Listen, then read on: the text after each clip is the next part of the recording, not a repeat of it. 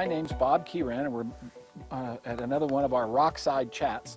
And today we want to give you just a little information about zoning. And Kristen is my daughter and my partner in LandCore Realty. We work together, and we actually love doing this. We do. I am a blessed individual. I get to work with my daughter. Anyway, both ways. so let's start with zoning. Tell them what zoning is. Zoning is a specific plan that the county has that allows certain uses within certain areas. The San Bernardino County has a zoning map that overlays. Now the cities, let me qualify that, but the cities have their own zoning. They are in charge of which areas they want industrial, commercial, residential. They handle that. But any of the outlying areas is handled by the county. And the zoning dictates what you can and can't do with that property. Now there are a couple changes you can make to that. You can ask them to change the zoning with a Conditional use permit. You can get there's lots of different things that you can do. Right, there's lots of things that you can do. Basically, you buy a piece of land for what you're entitled to do on that land today, not what if somebody wanted to change the zone. For instance, you own a piece of property that's zoned 2.5 acres, and the property right next to you is zoned for half-acre parcels. Well, you can't sell. It may have a line with your property all the way down the side of your property, and that's a smaller zone residential, and yours is a larger parcel size. But that doesn't mean that you can sell your property to somebody and get them to say, oh, well, yours is going to be a residential property. There's a lot of steps involved. Track maps, in some cases, track maps have to be filed, slope studies, water drainage studies, engineering, all kinds of things that it takes to get that piece of property that you have into the zone right next to your property. So a lot of people don't understand. They think, well, gee, you know, there's a housing tract right next to me, and, you know, my property's worth what a housing tract property is worth. Well, no, it's not.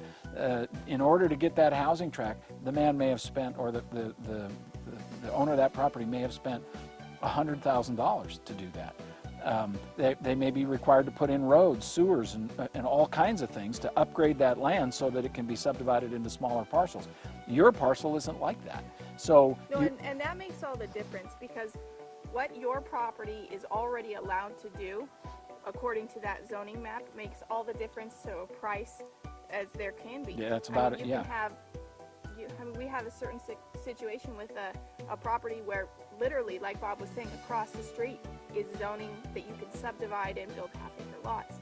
And then we have another one where right on this property it's zoned rural living, basically, and it can't be subdivided past a certain amount.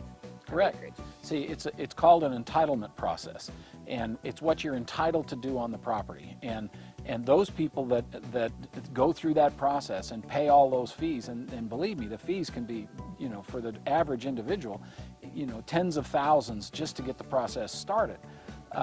That is an entitlement. They're entitling that property to do something different, whether it's commercial or whether you're breaking it into individual lots, all kinds of things that have to be done and complied with at the city or county level before you can get that zoning. So, you know, just because your property is located near something or right next to commercial doesn't mean that it's entitled to be used as a commercial piece of property. And if you wanted to change the zone to do that, well, then you got to go through that process yourself, which is why the properties that are already entitled to be able to do something that makes them more economically viable for income and therefore more valuable cost more money.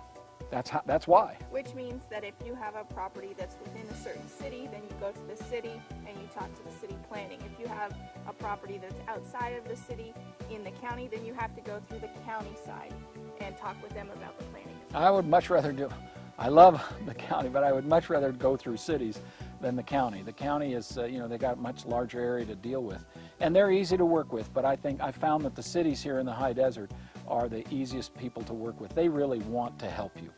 I mean, they really do, and they're trying to do. They do in the high desert. They want growth and development, and they pave the pathway for you. But it still costs money, and in some cases a lot. Now you need to be aware of what your zoning for your property is, or as a buyer, what the zoning of the potential property that you're looking at would be. And the cities usually provide those maps on their websites mostly. So you can go there and go to the planning side of it, or you can go to the land use side with the county and find the overlay maps. Then all you have to do, really, you can either contact a real estate agent and have them do it for you, or you can go through that system and then locate your parcel number. Yeah, if you have problems finding that, give us a call. We'll tell you where they are. But it used to be you had to go into the city to get the zoning and the general plan. Now it's all online, so you can get it, you know, if you live in New York, you can get it. That's true. So with that, another Rockside Chat. Yes, it is. Partner? Thanks for being with us today. Bye-bye.